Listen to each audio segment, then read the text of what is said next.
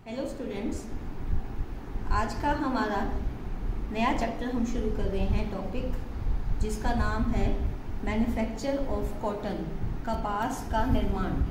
कपास की विशेषताएं हम अगले लेक्चर में करेंगे। कपास का उत्पादन।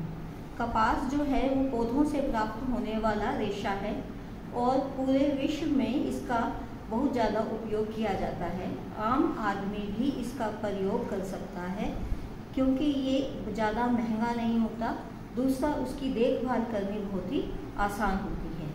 जो कपास का उत्पादन है हमारे भारतवर्ष में तो किया ही जाता है। इसके अलावा ये अमेरिका में इसका उत्पादन होता है, चीन में होता है, इजिप्ट या मिस्र में भी इसका उत्पादन किया जाता है, ब्राज़ील में भी इसका उत्पादन होता है। और सबसे ज़्यादा जो कपास उगाई जाती है ये अमेरिका में नंबर 1 पे सबसे ज़्यादा कपास का उत्पादन होता है। दूसरे नंबर पे इंडिया में होता है, भारत में होता है, और तीसरे नंबर पे इजिप्ट या मिस्र में कपास का उत्पादन किया जाता है। लेकिन अगर हम क्वालिटी के हिसाब से देखें तो बेस्ट सबसे अच्छी कपास जो है वो इजिप्ट या मिस्र की होती है। उसके बाद कपास का उत्पादन अगर हमें करना है तो हम क्या करेंगे? सबसे पहले हमने कल्टीवेशन ऑफ कॉटन, कपास की खेती करेंगे।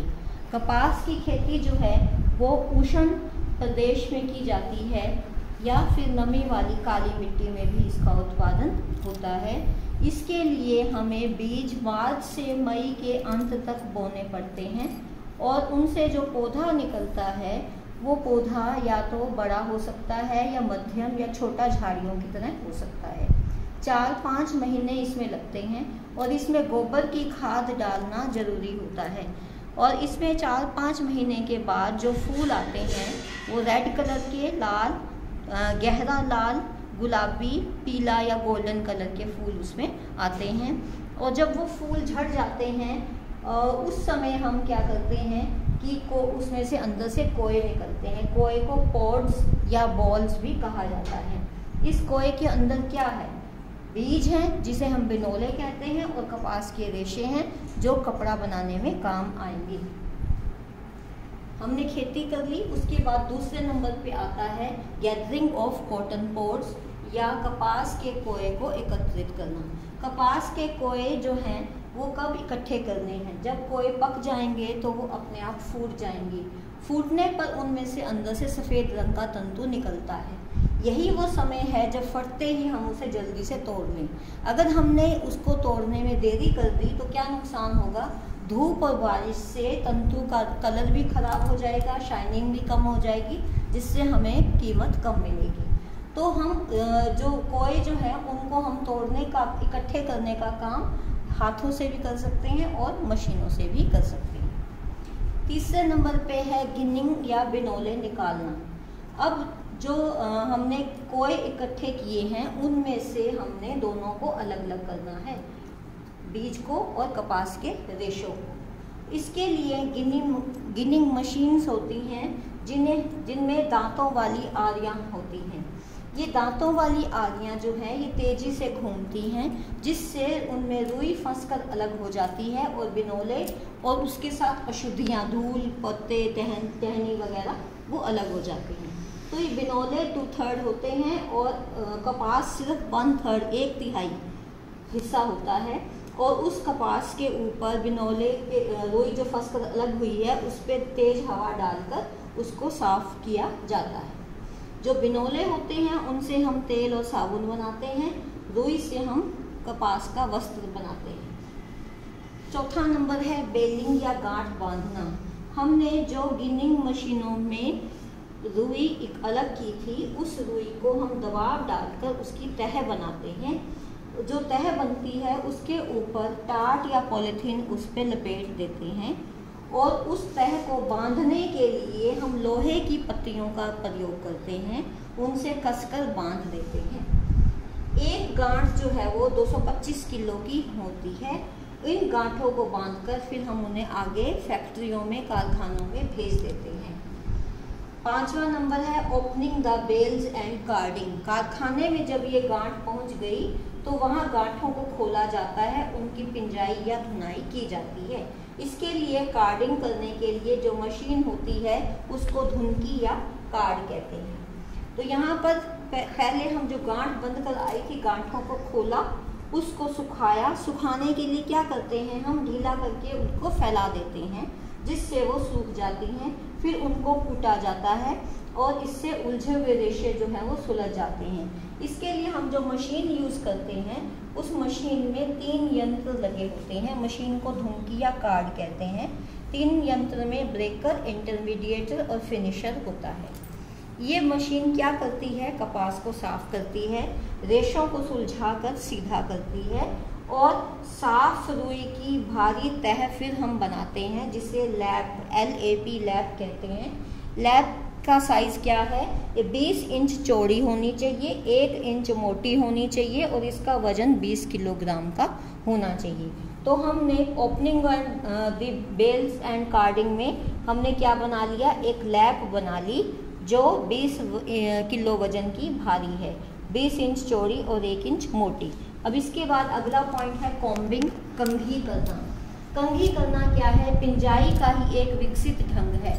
वहाँ पर हमने मशीन ली थी, जो मशीन उसको सुलझा रही थी। यहाँ हम अब कंघी जैसी मशीन से और कपास के रेशों को सुलझाएंगे।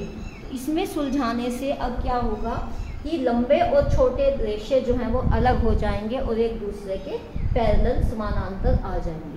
तो उनको जब अलग अलग किया तो उनकी शीट बन जाती है। लंबे रेशों से शीट बन गई, छोटे रेशों को कॉटन लिंट कहते हैं जिससे घटिया किस्म का कपड़ा बनता है, सस्ता कपड़ा बनता है, और लंबे रेशों से अच्छी किस्म का कपड़ा बनता है।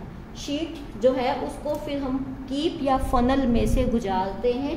कीप या फनल में से गुजारने के बाद वो गोल पट्टी का रूप ले लेगा जिसे हम कार्ड स्लाइवर कहेंगे। तो शीट अब कार्ड स्लाइवर में बदल गई। अब कार्ड स्लाइवर जो है इनमें हमें इनको डबलिंग करेंगे, मतलब मिलाकर घने रेशे उससे बनाएंगे। फिर इनकी पूनी बनाई जाती है, पूनी से धागा बनता है। तो इस पूनी को हम कॉम्ब स्लाइवर भी कहते हैं। उसके बाद 7वां है स्लाइवरिंग या पूनी बनाना। 7वां पॉइंट है पूनी बनाना या स्लाइवरिंग। इसमें हम क्या करते हैं, जो यहाँ पे हमने शीट बनाई थी उस शीट का थोड़ा सा पार्ट लेते हैं और उसको हम या तो एक लोहे के लंबे बारीक सरिये पर लपेटते हैं। वो सरिया जो है एक पार्ट के ऊपर रखकर घुमाया जाता है, उस पार्ट को पोनी पार्ट कहते हैं। या रोविंग फ्रेम होता है, घूमने वाला फ्रेम, उसके ऊपर उसको गुजारते हैं। ये जो रोविंग फ्रेम होता है इसमें घूमने वाले 4 सेट होते हैं जिनकी स्पीड अलग अलग होती है। इनसे फिर जो पूनी जो है उसको लंबे पतले उसमें बदला जाता है। तो यहाँ पे पूनी लंबी और घनी और पतली हो जाएंगी 4 सेटों में। उनकी स्पीड के हिसाब से हमें लंबी चाहिए, घनी चाहिए, पतली चाहिए, स्पीड के अनुसार। और अगर हम हाथ पे सरिये पर लपेट कर हाथ से कर रहे हैं घुमाकर, तो उसमें फिर हम 1 इंच मोटी पूनी बना लेते हैं, साथ साथ बीच में एंठन भी दे सकते हैं। और जो चाहे इस तरीके से पूनी बनाएं, चाहे इस तरीके से पूनी बनाएं, फिर सब बनाई हुई पूनियों को हम एक बर्तन में इकट्ठा कर लेते हैं। नेक्स्ट है 8वां पॉइंट है स्पिनिंग या कताई करना। स्पिनिंग या कताई करना जो है ये कारखानों में मशीनों के द्वारा किया जाता है और घरों में चरखा या तकली के द्वारा किया जाता है। चरखा आपने देखा होगा, बापूजी भी रोज चरखा काटते थे, उससे वो धागा बनाते थे और फिर उससे बना हुआ कपड़ा ही खादी आश्रम वगैरह में जो हम आजकल देखते हैं खादी आश्रम, वो यूज़ किया जाता है। वो हैंडलूम होते हैं, हाथ से वहाँ पे कपड़ों की बुनाई की जाती है। अब कारखानों में जो काम होगा मशीनों से वो तेज स्पीड से होगा और घरों में जो है वो तकली या चरखे पे उतनी स्पीड कम होती है, कम धागा बनता है। और जब हम इसमें कपड़े की खिंचाई कर रहे होते हैं, धागे की तो उसमें साथ साथ उसमें एंठन भी आ जाती है और एंठन से बारीक और मजबूत धागा बनता है। तो चाहे हम कारखानों में करें, चाहे हम चरखे पे करें, साथ साथ एंठन देकर धागे को बारीक और मजबूत किया जा सकता है। तो स्पिनिंग के द्वारा क्या हुआ, स्पिनिंग के द्वारा हमने जो भी हमारी पूनी तैयार हुई थी उस पूनी से धागा बनाया और उस धागे को फिर फिरकियों पे चढ़ा लिया, उसको आगे बुनाई के लिए भेज दिया। तो अगला है 9वां बुनाई, वीविंग या बुनाई। बुनाई में क्या होता है, ताने और बाने के धागे होते हैं और एक दूसरे के ऊपर ओवरलैप करते हुए एक नीचे एक ऊपर इस तरह से वो उनसे कपड़ा बुना जाता है। उसके बाद है डाइंग एंड फिनिशिंग। जब कपड़े की बुनाई हो गई उसके बाद कपड़े को डाई किया जाता है। अगर हम चाहें तो रंगने का काम रेशे को भी कर सकते हैं, लेकिन तैयार कपड़े को भी डाई किया जाता है। उसके बाद उसकी परिष्कृति या परिसज्जा होती है। परिष्कृति या परिसज्जा का मतलब जो भी उसमें कपड़े को बुनते समय कोई दोष आ गए, कोई कमियां आ गई, गंदा हो गया, वो सब ठीक किया जाता है। तो इसमें हम कपड़े को स्टार्च देना, मांड लगाना, ब्लीच करके दाग धब्बे छुड़ाना, कपड़े को धोना, वॉशिंग, कैलेंडरिंग, प्रेस करना, सनफ्राइजिंग, मॉइस्चराइजिंग, ये जो विधियाँ होती हैं इनके द्वारा कपड़े को श्रिंक प्रूफ, रिंकल प्रूफ ये बनाया जाता है और फिर कपड़ा बाजार में बिकने के लिए जाता है। अगर हम कपड़ों पर परिष्कृति या परिसज्जा नहीं करेंगे तो कपड़े की कीमत कम मिलेगी। इसके बाद अगले लेक्चर में हम प्रॉपर्टीज़ ऑफ कॉटन पढ़ेंगे। जो हमने सेकंड चैप्टर में भी जो मैंने वर्गीय क्लासिफिकेशन ऑफ फाइबर्स का एक चार्ट बनाया था, आपको ध्यान होगा, जिसमें 3 अलग अलग कैटेगरीज बनाई थी। उसमें हमने प्लांट्स, एनिमल्स और मैन मेड फाइबर्स का दिया था। तो उसी की प्रॉपर्टीज़ को हम इसमें कपास वाले में एक बार दोबारा से रिवाइज करेंगे, पढ़ेंगे। Thank you.